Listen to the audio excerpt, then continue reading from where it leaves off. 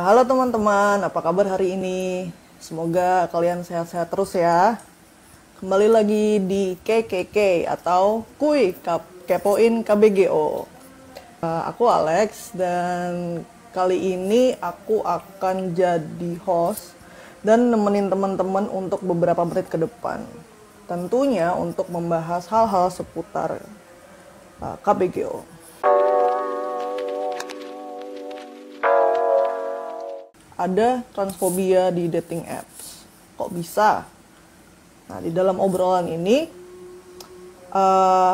ada narasumber kita yang akan sharing tentang pengalaman-pengalamannya dalam kencan online atau yang sering kita sebut dating apps.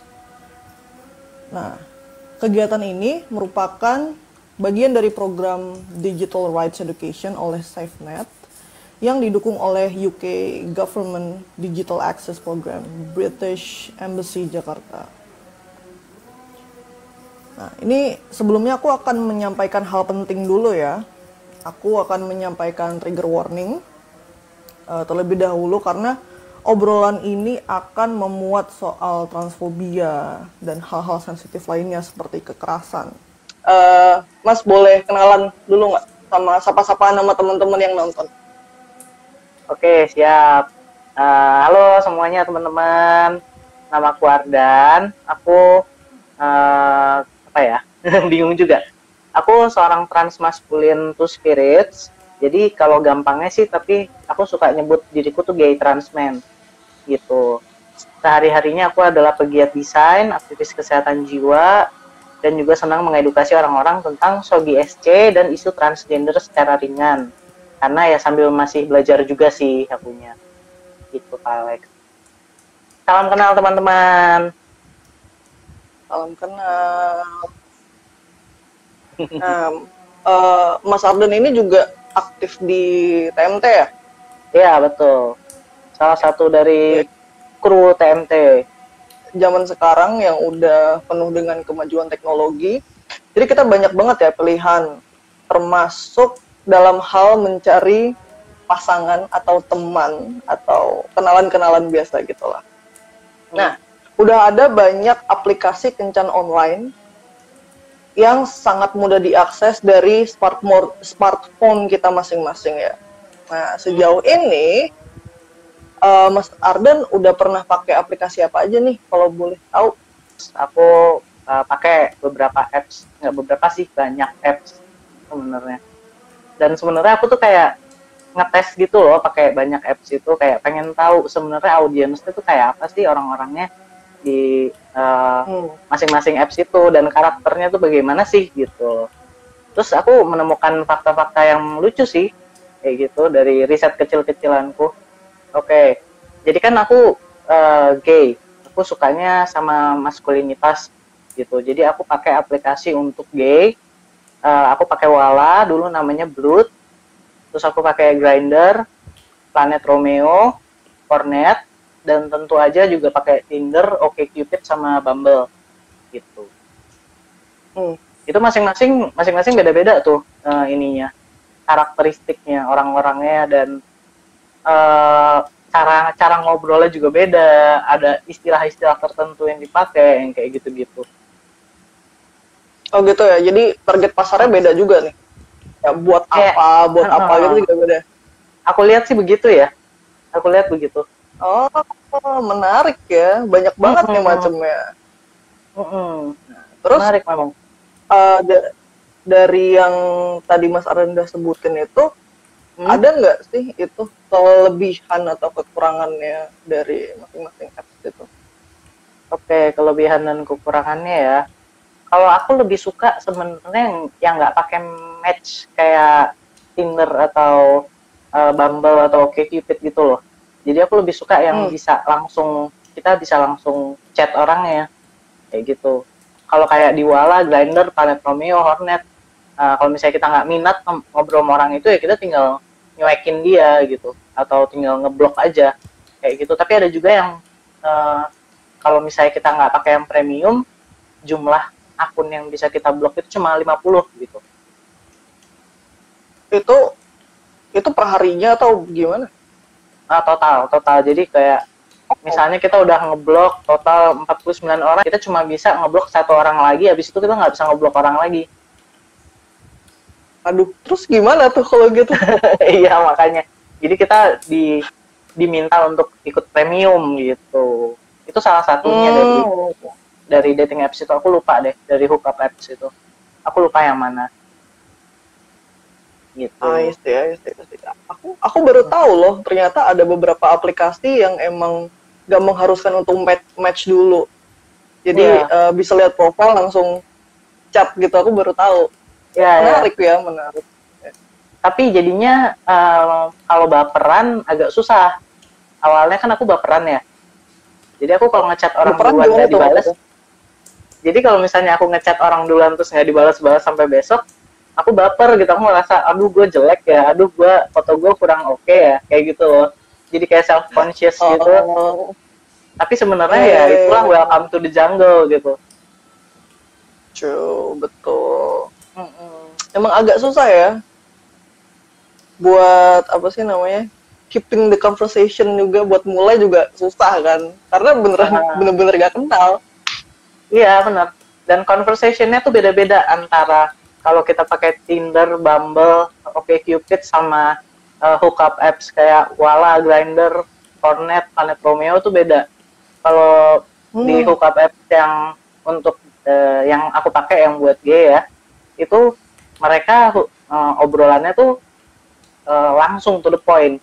Jadi kayak stay di mana gitu.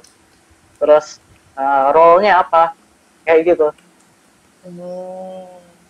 Itu tuh itu ya emang buat, ada yang emang buat banyak ngobrol, ada yang emang buat to the point langsung apa maunya apa gitu kan ya. Iya.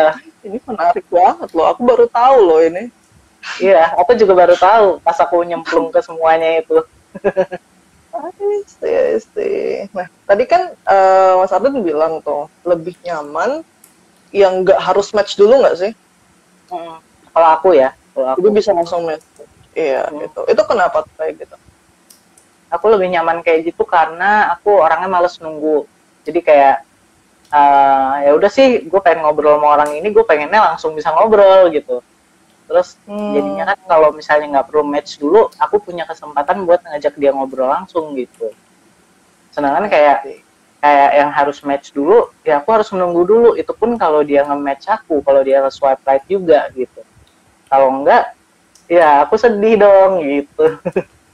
Tapi ya sedih juga sih kalau nggak dibalas chatnya. Ya. Aku tuh baru sadar gitu loh, ternyata memang beberapa dating apps yang pernah aku pakai itu, misalnya nih aku tertarik sama profilnya dia, tapi kalau dia nggak tertarik juga, jadi aku nggak ada kesempatan buat ngobrol atau kenalan sama dia kan ya. Jadi kayak emang udah tergantung dari algoritmanya dia juga kan. Iya. Ya ampun, ini menarik banget nih. Iya loh, itu menarik loh. Itu loh, ini sebenarnya macam-macam dating apps ini juga jarang dibahas. Apalagi tadi kan Mas Ardan nyebutin beberapa yang apa ya, aku jarang juga buat denger hal itu, dan mungkin aku juga nggak tahu gitu loh. Menarik nih, mungkin buat teman-teman yang denger bisa ada pilihan dari aplikasi kencan online atau dating app. Ini belajar dari Mas Ardan ya. Cuma aku juga nggak tahu ya untuk yang lesbian gitu, aku nggak tahu kalau itu. Jadi mungkin kapan-kapan bisa bikin acara khusus untuk dating apps lesbian juga. Bisa. Menarik. Iya. Nah, Mas, yang dari bahasan kita tadi tuh pakai dating apps sebenarnya susah-susah gampang ya. Maksudnya kayak nggak sesimpel dari scroll belanja online atau main sosial media lain gitu.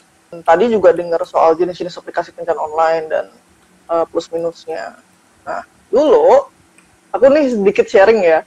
Aku dulu juga sempat jadi pengguna dating apps nih selama kurang lebih ya 5 tahun lah. Wow. Dan karena aku trans juga, aku juga sering dapat komentar-komentar atau pertanyaan lucu nih dari netizen, dari sesama pengguna dating. Nah, komentar orang-orang tentang identitas orang lain itu seringnya suka nggak disaring, suka nggak dipikir dulu, langsung ceplos. Terutama dari pengguna cisgender ke pengguna transgender. Nah, ini aku ada satu pertanyaan lagi nih. Mas Ardan pernah nggak dapat komentar aneh yang cenderung transfobik selama menggunakan aplikasi kencan online? Pernah sih, tapi nggak sering gitu ya. Untungnya nggak sering, tapi pernah gitu. Jadi aku kan selalu nulis di bioku ya, kalau aku gay transman. Biar jadi orang udah aware lah dari awal gitu ya, dan bisa ngatur ekspektasinya kalau komunikasi sama aku gitu. Nah, aku juga kayak cukup sering kalau lagi gabut itu nyapain orang-orang duluan gitu di dating apps, di hookup apps lah, kayak di Grindr gitu. Nah, ada satu orang pengguna Grindr juga. Dia warga negara asing, lagi ada di Bali. Aku kan di Bali nih. Dia lagi ada di Bali, dia kayak lagi nyari partner buat hookup. Terus aku iseng aja kan, kayak nyapa dia gitu, hello, bla bla bla. Pokoknya aku sapa dengan sopan aja lah gitu, nggak yang langsung tembak, mau sama gua nggak gitu, bukan yang kayak gitu. Aku bukan tipenya seperti itu juga. Terus dia nanya-nanya kan, transmen tuh apa, bla bla bla bla bla bla. Terus lama-kelamaan pertanyaannya makin nggak sopan. Lama-kelamaan nanya-nanya bagian tubuh apa yang kamu punya, bla bla bla bla bla, dengan cara yang nggak sopan. Terus endingnya dia ngomong, gue gay, ya, pakai bahasa Inggris ya tapi ya, gue gay, gue nggak nyari woman buat tidur bareng, dia bilang gitu. Lo bayang nggak? Gimana tuh maksudnya? Aku agak bingung gitu. Agak aneh ya. Jadi ya mungkin karena edukasi ya Pak ya, karena mungkin dia entah dia ignorant atau kurang teredukasi, dia masih nganggepnya ya aku woman gitu. Walaupun aku udah jungkir balik ngejelasin transmen itu apa, aku jelasinnya transmen lagi, bukan transmaskulin. Kalau ngejelasin transmaskulin lagi udah makin invalidasi pasti. Itu nusuk banget sih, kayak yang anjir, gak enak banget diginiin gitu. Terus langsung aku blok sih, terus kayak yang ya udahlah ya, terus aku coba move on. Bisa ya sebenarnya kita cari bahasa yang lebih sopan gitu ya, daripada dia harus ngasih statement kayak gitu. Jadi ada satu lagi, jadi dia nanya-nanya kan tentang transmen tuh apa, bla bla bla bla bla bla. Kesannya tuh kayak awalnya kayak tertarik, bla bla bla bla bla bla bla gitu, udah ngobrol panjang. Terus habis itu kita pas ngomong to the point-nya, dia bilang, sorry gue nggak bisa sama transmen karena pernah muntah malah pas lihat badannya. Literally dia ngomong gitu Pak. Maksudnya kayak I'm so sorry. God.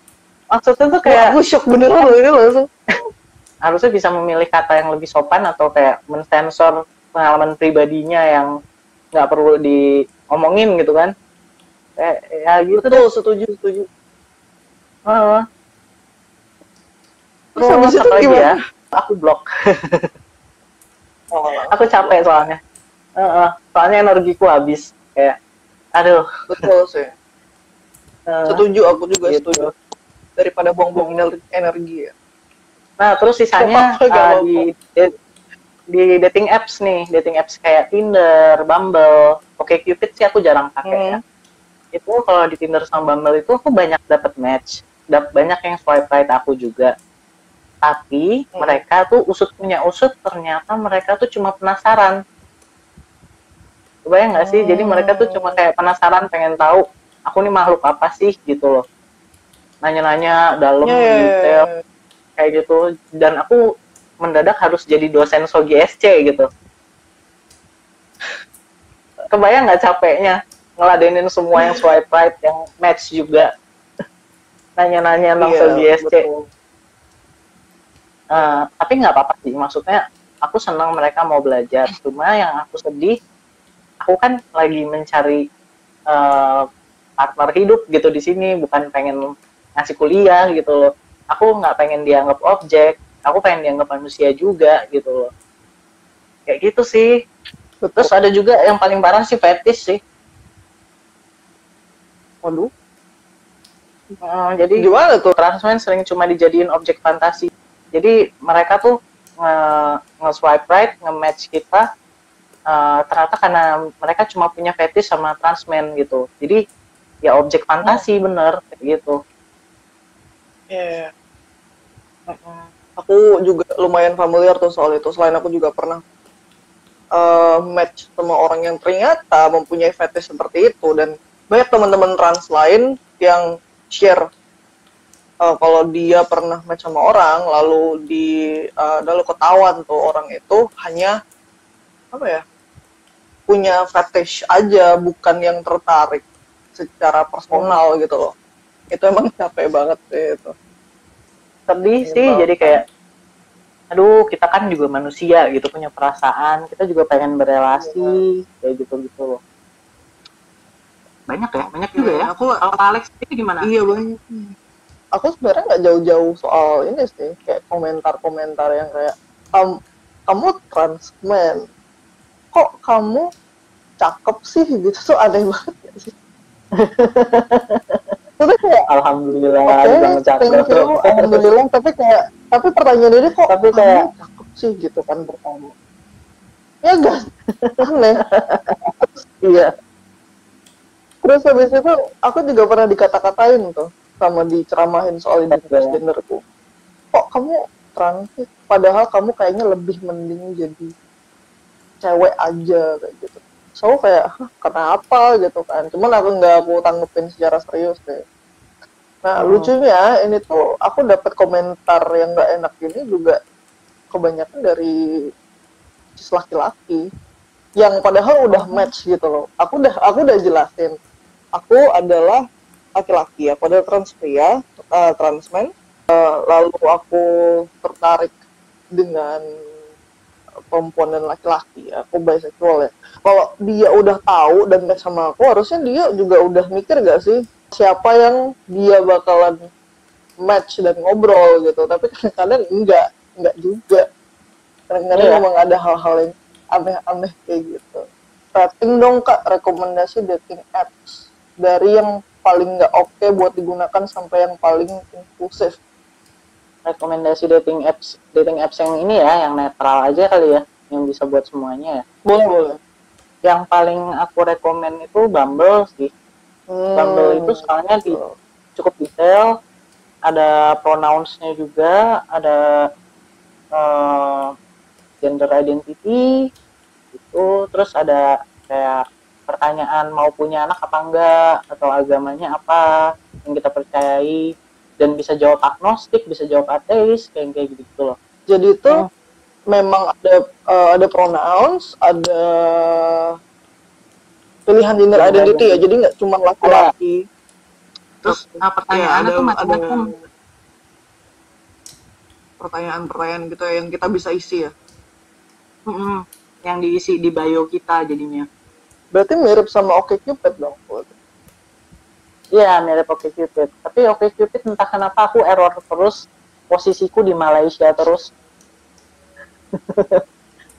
Kayaknya gara-gara VPN deh. Aku kan pakai VPN buat Grindr.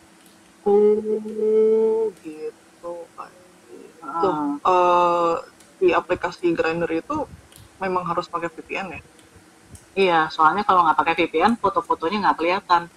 Pasti. Nah, aku baru tahu nih harus pakai VPN. Berarti nggak bisa diakses tanpa VPN tuh ya? Atau mungkin bisa, cuman nggak ini aja. Cuma nggak kelihatan fotonya dan terbatas. Di Grindr juga ada pilihan transgender, ada pilihan transmen. Ada pilihan buat transpon juga nggak? Ada. Oh, ada. Selain semua fitur yang tadi kita udah bahas, ada nggak fitur yang sebenarnya diharapkan untuk ada di dating app? Menurutku sebenarnya fiturnya tuh udah mengakomodir kita semua ya. Cuma yang kurang itu literasi dan edukasi orang-orang yang baca. Aku udah jelas-jelas nulis pronounsku he, him, his gitu kan. Tapi di situ aku tetap dipanggil teh, dipanggil neng, kayak gitu loh, atau mbak. Terus aku juga pernah dipaksa kasih tauin nama aslinya dong, nama KTP-nya, jangan kasih tauin nama pilihan kamu gitu. Oke deh, makasih ya mbak, makasih ya neng, makasih ya teh. Gitu, jadi kayak emang sengaja mau menjatuhkan gitu. Jadi menurutku itu sih udah kekerasan sih. Jadi maksudku mau fiturnya secanggih apapun, kalau orang-orang yang pakainya masih brengsek ya tetap aja pak gitu. Jadi kita tetap harus dari edukasi sih. Betul. Jadi sebenarnya kayak basic human decency aja nggak sih? Oh betul. Hal apa yang sebenarnya pantas dan tidak pantas untuk disampaikan kepada orang lain? Entah itu kenal, entah itu nggak kenal, lewat online ataupun langsung gitu kan. Itu loh sebenarnya.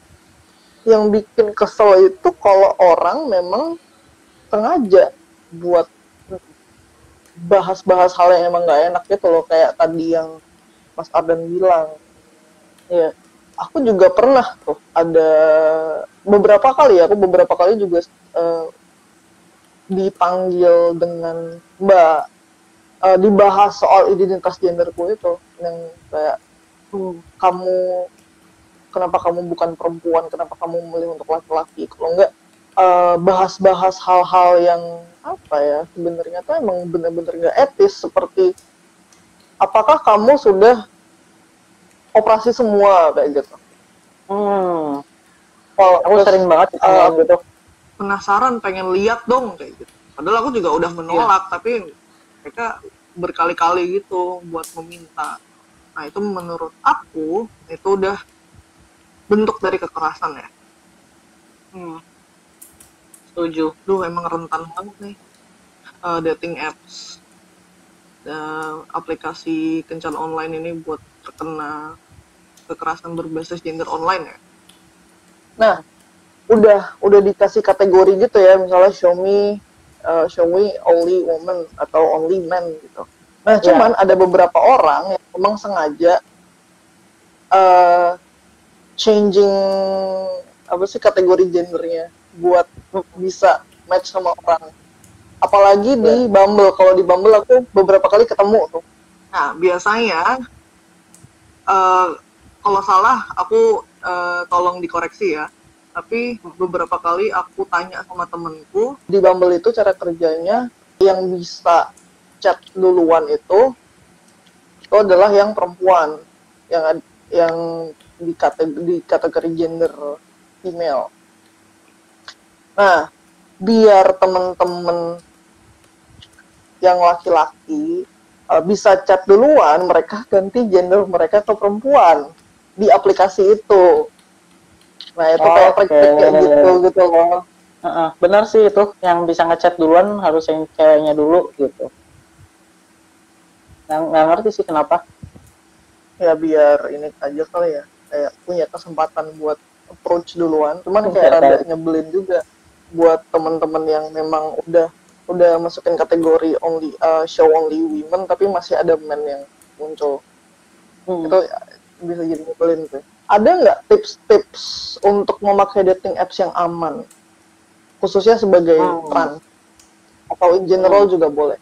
Ya, yang pasti ya, jangan pernah ngasih tahu kalau misalnya di awal-awal ya, kalau kita baru tahu dari dating apps itu dan belum kenal dia lama banget atau belum percaya, ngerasa aman dan nyaman, jangan pernah ngasih tauin rumah kita di mana. Kalau misalnya ketemu di public space aja, misalnya kayak coffee shop lah atau restoran atau nonton di mana kayak atau apa, atau misalnya kalau ngerasa nyaman dan aman di rumah dia, gimana, nggak apa-apa di rumah dia kalau misalnya kita belum nyaman di rumah kita kayak gitu. Terus kalaupun ke tempat dia, usahain tempat dia itu kita tahu kalau sekitarnya banyak orang. Terus jangan mudah baper, karena sempat sahabatku dia dia kena scamming gitu. Dia 2 bulan dideketin sama cowok di planet Romeo. Nah terus intens gitu, mereka sampai telepon-teleponan. Terus ternyata habis itu ternyata dia ditipu. Ternyata modusnya si cowok bule ini ngaku dia ke Indonesia bawa rupiah cash terlalu banyak. Jadi ditahan sama apa ya, custom ya? Di airport pokoknya ditahan sama yang berwajib karena bawa cash terlalu banyak. Nah, itu dia harus membayar denda untuk mengambil cash itu. Nah, dia minta temanku buat bayarin dendanya. Temanku bayarin lah, ternyata menghilang. Oh, itu udah kena. Kena. Astaga. Gitu. Jadi harus hati-hati banget kalau misalnya main dating apps atau hookup apps tuh jangan sampai baper di awal-awal. Kita belum kenal, kita belum pastiin keamanannya kayak apa. Itu hati-hati banget sama perasaan kita. Jangan terlalu gampang terbuka sama perasaan kita ke orang lain kayak gitu. Itu sindikat internasional loh ternyata loh. Aku pernah dideketin gitu sama ada satu bule dari luar. Dia ngaku mau ke Indonesia, terus kayak ngasih perhatian besar banget ke aku. Terus udah aku blok habis itu. Kayak aku ngerasa ini pasti aneh nih. Nggak ada angin, nggak ada hujan kok begini gitu. Udah terlalu mencurigakan gitu. Terus sisanya sih paling jangan pakai full name, pakai nickname atau first name aja. Nggak usah link ke Instagram kayaknya ya, biar lebih aman. Nggak usah masukin tanggal ulang tahun, nggak usah kasih tahu kerja di mana di bio, nggak usah terburu-buru pindah ke WhatsApp, nggak usah masukin hal-hal yang bisa menjebol password kayak nama binatang peliharaan kita, nama SMA kita di mana, sekolah kita di mana. Terus hati-hati juga kalau turn on location gitu sih. BTW itu kan ada beberapa apps yang ini kan, yang detail banget lokasinya. Kayak 0 km away gitu kan. Kalau nggak ada beberapa meter, itu juga sebenarnya bisa jadi bahaya ya. Ini aku baru kayak kepikiran sekarang. Karena selama ini dating apps untuk cari temen ngopi yuk gitu, itu kadang-kadang aku lihat dari ini orang jauh apa enggak, misalnya aku lihat kayak 10 km away gitu, terus kayak 5 km away, terus aku mikir kayak bisa ya kali kita hangout ngopi gitu. Ternyata itu juga bisa jadi hal yang ini ya, membahayakan ya buat kita ya. Iya, benar. Jadi lebih baik radiusnya diperbesar aja katanya sih. Dulu aku suka pakai nama yang bukan namaku juga, jadi bahkan bukan nama panggilan, kayak nama random aja. Karena kadang-kadang kalau dari foto aja udah familiar, terus nanti kayak kamu yang ini ya gitu kan, kayak agak serem nggak sih? Iya benar. Kalau aku sih suka was-was ya kalau ada orang lain yang, apalagi dari temenku real life gitu, buat nemu aku di dating apps. Sebenarnya nggak apa-apa, cuman aku kayak nggak enak aja, takut aja. Iya kebayang. Kadang kan ada orang yang iseng ya, atau emang tertarik dengan zodiak gitu. Buat aku tuh nyantumin zodiak aja takut loh. Karena bisa ketebak ulang tahunnya tuh bulan apa gitu. Kayak antara kalau nggak ini gitu kan. Itu udah dapet satu informasi kan, kayak oh ini dia kira-kira lahir bulan apa. Itu aku nggak ini sih. Aku nggak berani. Habis itu aku juga nggak menyantumkan lokasi tempat tinggal. Misal aku beberapa kali lihat ada orang yang nyantumin di dating apps-nya bilang kalau contoh dia di Bintaro kayak gitu, lihat spesifik gitu. Nah, aku tuh paling aku taruh aja kalau aku tuh di Jakarta. Ya entah Jakarta mana tuh. Kalau mau nyari silakan susurin Jakarta. Jadi nggak detail gitu loh. Aku bakalan ngasih tahu orang itu kalau aku bener-bener udah udah percaya, maksudnya kayak udah pernah ketemu, aku tahu nih orang siapa kayak gitu. Nah, sama ini untuk gak sembarangan memberikan informasi ke orang lain. Nah, Kalau ditanya orang nih kadang-kadang kalau dari chat, kamu ulang tahunnya tanggal berapa sih? Kayak gitu. Oh pernah nggak ditanyain kayak gitu?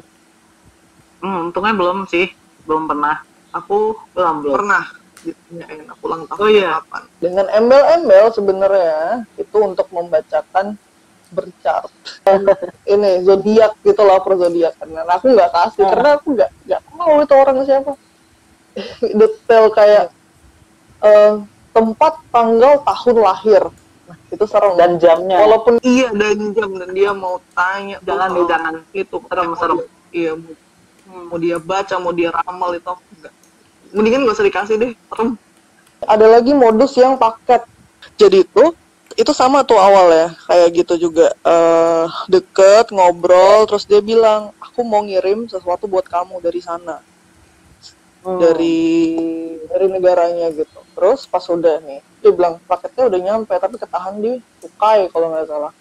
Terus ada masalah dan harus ditebus buat ngambil barang itu, mau nggak? Nah itu tuh aku ada kerabat yang pernah kena itu, dan dia kenalnya juga dari dating apps. Oh oke. Sindikat ya bener ya. Nah, iya, nah aku kan awalnya tuh mikir, nggak mungkin lah kalau nih orang backgroundnya jelas. Nah ternyata tuh nih orang tuh nyambungin Instagramnya, akunnya ke akun Tindernya dia. Jadi mungkin menurut orang itu, korbannya, pokoknya nih orang bisa dipercaya deh karena dia udah ada IG-nya gitu. Mungkin kayak gitu kali ya mikirnya. Itu dia tuh buat kita belajar biar nggak gampang percaya orang. Pernah gak ketemu orang di real life yang tahu kalian dari dating apps? Pernah. Ternyata sekomunitas maksudnya sama aku. Tuh kayak gimana tuh? Gimana tuh maksudnya? Jadi aku kan punya yayasan. Nah, yayasan itu ada program kerjanya. Nah, dia tuh volunteer di program kerja tersebut. Nah, terus aku nge-swipe right dia karena emang murni tertarik gitu ya. Nah, terus dia ternyata nge-swipe right aku juga, jadi kan match. Terus ternyata dia bilang kayaknya kita saling kenal deh, atau kayaknya aku tahu kamu gitu, aku lupa ya. Nah, dan ternyata dia volunteer. Ya mungkin aku harus menggunakan foto yang lain yang lebih tidak menunjukkan muka aku kali. Aku punya pertanyaan aja nih. Apakah menurut kamu lebih aman untuk nggak menyantumkan foto yang terlalu jelas kayak bener-bener ya depan gitu? Ataukah gitu kalau mending nggak usah gitu ya? Kayak misalnya foto kayak dari samping atau nggak dari belakang kayak gitu ya, nggak kayak foto yang kayak gini gitu. Atau nggak mungkin foto yang ngadep depannya satu aja gitu, jangan banyak-banyak mungkin ya. Soalnya aku sendiri juga lama-lama ngeri sih sama pencurian identitas. Oh iya betul juga, itu dia. Pokoknya nih, kalau udah ada hal-hal yang berbau uang, kayak udah ke situ-situ, mendingan kita nggak usah. Mendingan kita putus aja komunikasinya. Karena ini selain berbahaya juga bisa sangat-sangat merugikan kita. Betul. Dari obrolan kita tadi, kita sepakat untuk memperhatikan hal-hal penting dalam pemakaian kencan online atau dating apps. Nah, penggunaan dating apps ini bisa jadi hal yang asik dan sangat-sangat seru, tapi juga bisa menimbulkan hal-hal yang tidak enak, seperti KBGO dan atau transfobia. Kegiatan ini merupakan bagian dari program Digital Rights Education oleh SafeNet yang didukung oleh UK Government Digital Access Program, British Embassy Jakarta. Nah, terima kasih banyak nih buat Mas Ardan yang udah mau sharing seputar kencan online. Sama-sama, makasih. Obrolannya lumayan berat ya, karena bahas soal pengalaman pribadi dan aku juga kaget gitu loh. Mas Ardan sudah mulai mengalami hal-hal itu, and I'm so sorry for that. Sekali lagi makasih untuk teman-teman yang udah setia menyimak. Semoga bermanfaat ya. Sampai jumpa teman-teman.